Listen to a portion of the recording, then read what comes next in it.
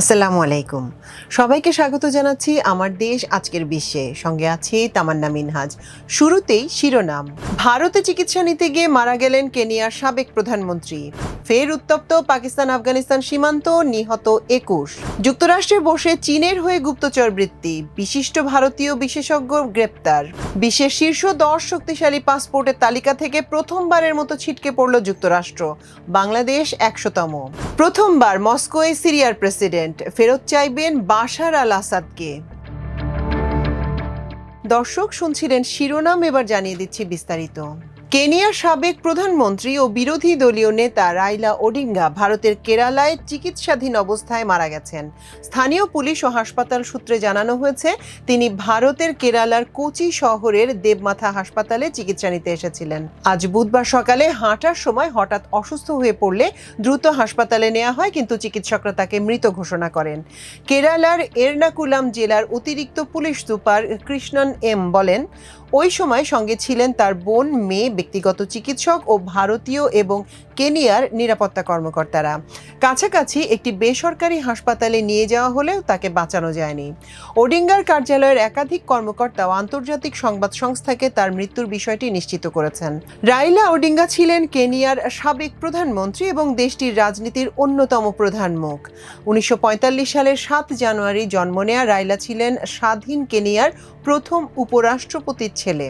তিনি লুও উপজাতির প্রতিনিধি হিসেবে গণতন্ত্র প্রতিষ্ঠা, সামরিক শাসনের বিরোধিতা এবং নাগরিক অধিকারের পক্ষে দীর্ঘদিন লড়াই চালিয়ে গেছেন।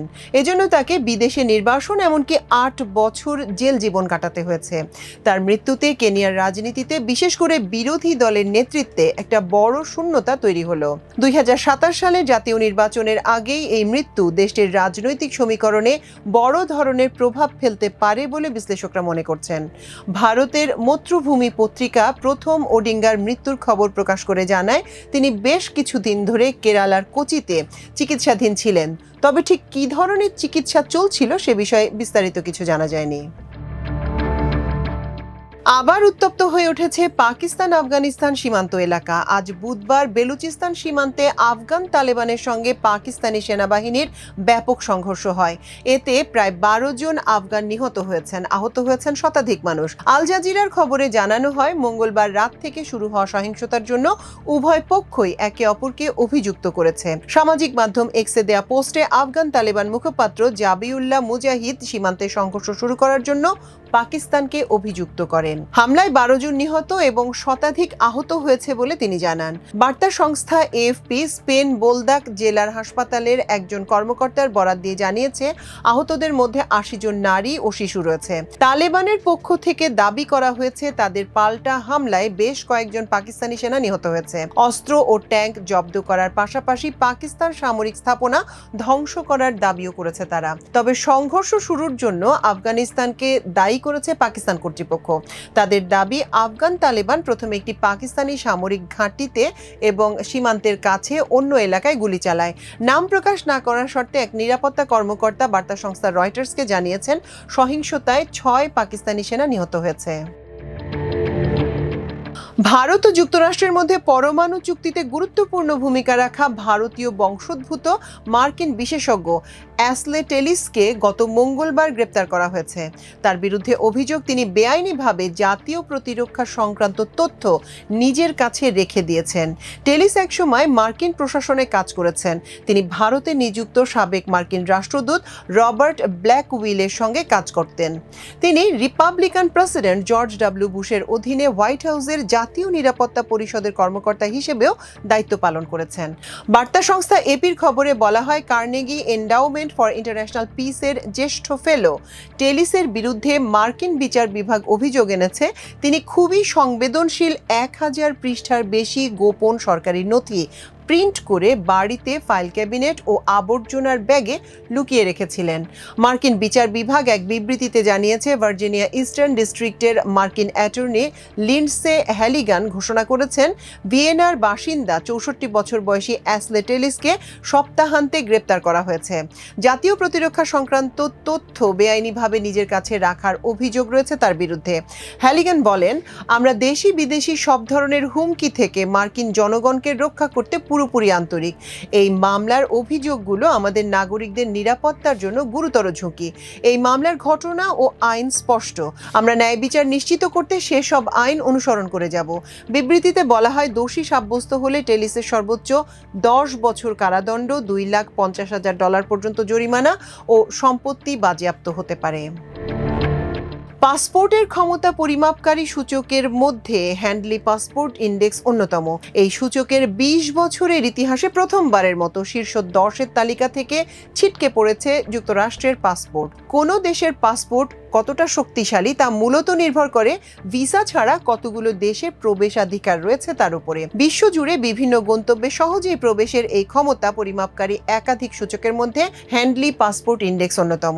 এই সূচকের 20 বছরের ইতিহাসে প্রথমবারের মতো শীর্ষ 10-এর তালিকা থেকে ছিটকে পড়েছে যুক্তরাষ্ট্রের পাসপোর্ট। লন্ডন ভিত্তিক বৈশ্বিক নাগরিকত্ব ও রেসিডেন্সি বিষয়ক পরামর্শদাতা প্রতিষ্ঠান Henley and partners international air transport অ্যাসোসিয়েশনের দেয়া তথ্য বিশ্লেষণ করে এই সূচক তৈরি করে। বর্তমানে এই তালিকার শীর্ষে রয়েছে এশিয়ার 3টি দেশ। সিঙ্গাপুরের পাসপোর্টধারীরা বিশ্বের 193টি দেশে ভিসা ছাড়াই প্রবেশ করতে পারেন।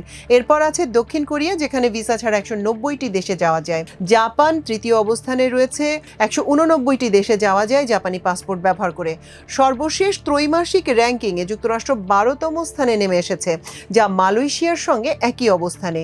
সূচকটিতে ট্র্যাক করা 227টি দেশ ও অঞ্চলের মধ্যে যুক্তরাষ্ট্র ও মালয়েশিয়ার নাগরিকরা 180টি দেশে ভিসা ছাড়াই প্রবেশাধিকার পান। হ্যান্ডলির গণনা রীতি অনুযায়ী একই স্কোর পাওয়া একাধিক দেশকে এক স্থানে রাখা হয়, ফলে কার্যত 36টি দেশ যুক্তরাষ্ট্রের চেয়ে এগিয়ে রয়েছে। এদিকে শক্তিশালী পাসপোর্টের এই সূচকে বাংলাদেশের অবস্থান 100তম। বাংলাদেশের সঙ্গে একই অবস্থানে রয়েছে উত্তর কোরিয়া। এই দুটি দেশের নাগরিকরা বিশ্বের 38টি দেশে ভিসা ছাড়াই প্রবেশ করতে পারেন। 2014 সালে যুক্তরাষ্ট্রের পাসপোর্ট প্রথম স্থানে ছিল, এমনকি চলতি বছরের জুলাইয়েও এটি শীর্ষ 10-এ নিজেদের স্থান ধরে রেখেছিল। মার্কিন পাসপোর্টের এমন পতনের পেছনে বেশ কিছু ভিসা নীতির পরিবর্তন কাজ করছে। গত এপ্রিলে যুক্তরাষ্ট্র, কানাডা ও অস্ট্রেলিয়ার নাগরিকদের জন্য ভিসা মুক্ত প্রবেশাধিকার বাতিল করে ব্রাজিল। অন্যদিকে চীন, জার্মানি ও ফ্রান্স সহ বেশ কয়েকটি ইউরোপীয় দেশের জন্য ভিসা ছাড়ের সুবিধা চালু করলেও যুক্তরাষ্ট্রকে সেই তালিকায় অন্তর্ভুক্ত করা হয়নি। পাপুয়া নিউগিনি এবং মিয়ানমারও তাদের প্রবেশ নীতি পরিবর্তন করেছে, যা অন্য দেশগুলোর পাসপোর্টের র্যাঙ্কিং বাড়ালেও যুক্তরাষ্ট্রের অবস্থান আরও দুর্বল করেছে। সর্বশেষ প্রতিবেদনে বলা হয়েছে, সোমালিয়ার নতুন ই-ভিসা ব্যবস্থা চালু এবং ভিয়েতনামের ভিসা মুক্ত তালিকায় যুক্তরাষ্ট্রকে বাদ দেয়ায় দেশটির পাসপোর্টের জন্য শেষ ধাক্কা হিসেবে এসেছে। একসময় 2015 সালে এই সূচকের শীর্ষে থাকা যুক্তরাজ্যের পাসপোর্টও এবার ইতিহাসের সর্বনিম্ন অবস্থানে নেমে এসেছে। গত জুলাই মাস থেকে 2 ধাপ নিচে নেমে 6ষ্ঠ থেকে 8ম স্থানে ঠাঁই পেয়েছে দেশটি। সিরিয়ার অন্তর্বর্তী প্রেসিডেন্ট আহমেদ আল শারা বুধবার প্রথমবার রাশিয়া সফর করেছেন। সেখানে তিনি মস্কোকে দামেস্কের সাবেক প্রেসিডেন্ট বাশার আল আসাদকে হস্তান্তরের জন্য অনুরোধ করবেন। রুশ বার্তা সংস্থা তাস জানিয়েছে, গণমাধ্যমে কথা বলার অনুমতি না থাকায় নাম প্রকাশ না করার শর্তে একজন সরকারি কর্মকর্তা এএফপিকে এ তথ্য জানিয়েছেন। বাশার আল আসাদ দীর্ঘদিন ধরে সিরিয়ার শাসক ছিলেন এবং গত ডিসেম্বরে এক বিদ্রোহে ক্ষমতাচ্যুত হয়ে মস্কোতে আশ্রয় নেন। সিরিয়ান ওই কর্মকর্তা বলেন, সারা রাশিয়ার প্রেসিডেন্টকে, যুদ্ধাপরাধী এবং রাশিয়ায় বসবাসকারী সকল ব্যক্তিকে, বিশেষ করে বাশার আল আসাদকে তাদের কাছে হস্তান্তরের জন্য অনুরোধ করবেন। রাষ্ট্রীয় সংবাদ সংস্থা সানা জানিয়েছে, দুই দেশের মধ্যে দ্বিপাক্ষিক সম্পর্ক এবং অভিন্ন স্বার্থের আঞ্চলিক ও আন্তর্জাতিক উন্নয়ন নিয়ে রাশিয়ার নেতা ভ্লাদিমির পুতিনের সঙ্গে আলোচনা করার জন্য সারা মস্কোতে পৌঁছেছেন। ক্রেমলিন জানিয়েছে, বুধবার মস্কোতে আলোচনার সময় পুতিন সিরিয়ায় রাশিয়ার সামরিক ঘাঁটির ভাগ্য নিয়ে সারার সঙ্গে আলোচনা করবেন। সিরিয়ায় রাশিয়ার 2টি প্রধান সামরিক ঘাঁটি রয়েছে, লাতাকিয়া প্রদেশে হামেইমিম বিমান ঘাঁটি এবং উপকূলে তারতুসে একটি নৌঘাঁটি। দর্শক, আমাদের আজকের বিশ্বের আয়োজন ছিল আজ এই পর্যন্তই। ইনশাআল্লাহ আগামীকাল আবারও একই আয়োজনে আপনাদের সঙ্গে দেখা হবে। সে পর্যন্ত আল্লাহ আপনাদের সবাইকে ভালো রাখুন, সুস্থ রাখুন। এতক্ষণ সঙ্গে থাকার জন্য অশেষ কৃতজ্ঞতা। আল্লাহ হাফেজ।